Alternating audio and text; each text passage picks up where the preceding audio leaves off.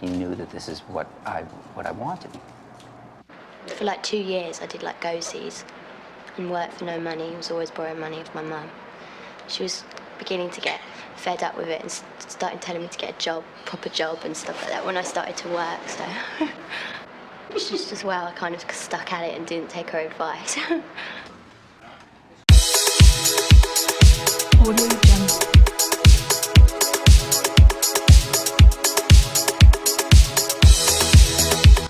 That stimulates people, that stimulates their imagination, and that gets noticed. Don't you think modelling is a terrifying process, that it's like being thrust into the deep end of life?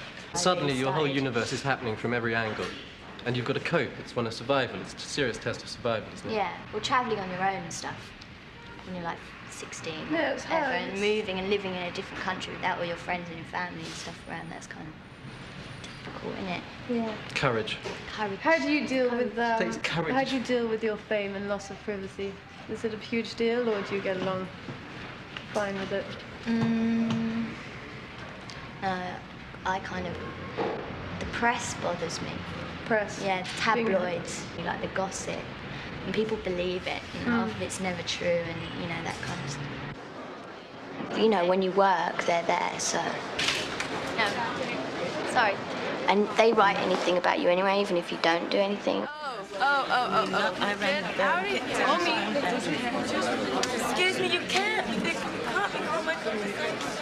It never occurred to me that anyone would scream about anorexia. I mean, I never thought about it. She is thin, but she's natural. This is who she is, and yes, she's thin, and models should be thin.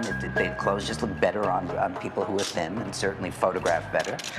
But there's nothing artificial about her. There's nothing fake. How do you experience being a sex symbol?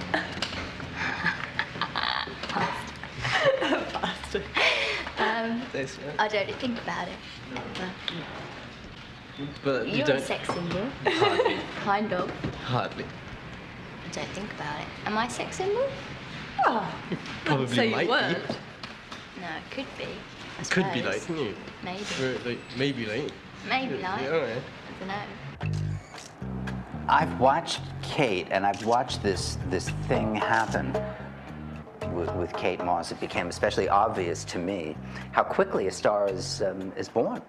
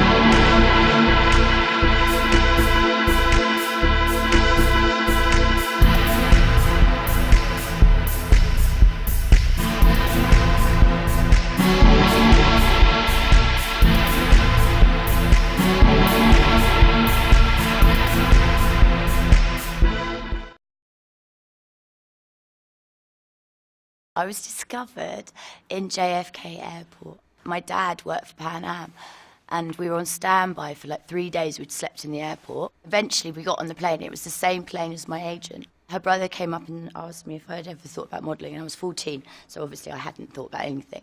And I was like, no. And he said, my sister's an agent. Will you come, do you want to meet her? And I was like, yeah. And I went home and told my mum, and she didn't believe me. She said, I don't think you're that photogenic. And my mum said that. And then I just kind of went on castings for years. I had a leather pair of hipster trousers and a Catherine Hamnet boot, Angora jumper. Brown Angora, it was like an orangutan. That was my go-see outfit. Harper's Bazaar with Patrick de Marcello, which was my first big story in America. No, I wasn't on the cover of that one. I was on the cover of Christmas. Patrick was shooting Calvin, who then told Calvin about me. And then I met Calvin, then I did Calvin Klein. That's when everything changed. Really nervous. Especially the shoot with Marky Mark. It was so intimidating. I mean, Marky Mark was like, it was a different whole Hollywood thing. Didn't talk very much. But he was a nice guy. Since I was 14, they always got me to take my clothes off. Even though I didn't like my body at all, I just had to get comfortable with it because they still always asked me to take my clothes off. I had no idea why. I really don't get it at all, but, you know. My boyfriend says that, you know, before when he watched a movie, he would never really look at the clothes. Now he kind of looks at what people are wearing. So I suppose from being with me, I think I pointed, like, I'm like, oh, I love that shirt, oh, I love that shoe. And now he starts to say things as a singular as well, which is really embarrassing for him. A shoe, a pant, a trouser. He speaks fashion now. All the time, I lose my clothes all the time. It's terrible. I don't know, if I knew, they wouldn't be lost. All right, what do I love? Oh, I mean all my shoes. Pushed on Louboutins that he made me. They're called Soke. Thin, like a proper stiletto. He called it the Soke. So he sends them to me. And they are like jewellery. I had posters. Johnny Depp, no. No, I didn't. When I was growing up, I had a crush on, well, David Bowie was on my wall. And Rob Lowe, how funny. It was like the Breakfast Club moment. Before I started modelling, but I suppose like Linda, Christie, Naomi, they were like everything. It was amazing being, you know, taken around by them. You don't have to go to rehearsal, come with us for dinner. that kind of advice. Don't need to go to a rehearsal. Just come with us. They were so naughty. They got me into trouble, I'm sure. No, I wasn't innocent. I looked like one, but I wasn't. That's why I got away with murder, giving away all my secrets. My first kiss was at a school disco with a guy called Liam, and I've never seen him again. It was good. It was a proper kiss. My first proper kiss to Careless Whisper. Slow dancing to Careless Whisper. But then that was it for about a year. Oh, I had a Bowie party last year. That was fun. I was Ziggy Stardust. I didn't do the hair. I didn't go like, tonight, Matthew, I'm going to be. I just did a nod to Bowie. My friend made a catsuit, big lightning bolt going down the back of it, like with cut-out lightning bolts and silver, and the rest was all black, like satin or something. It was gorgeous. Some people went full Bowie and did the star and everything, and some people just kind of wore I don't know, black suit and a white shirt with a waistcoat. Heroes. Heroes is my favourite. I've got a lot of favourites. Life on Mars. Changes. Cha-cha-cha-cha. No way. No, I can't. Are we done? Ah, squirm.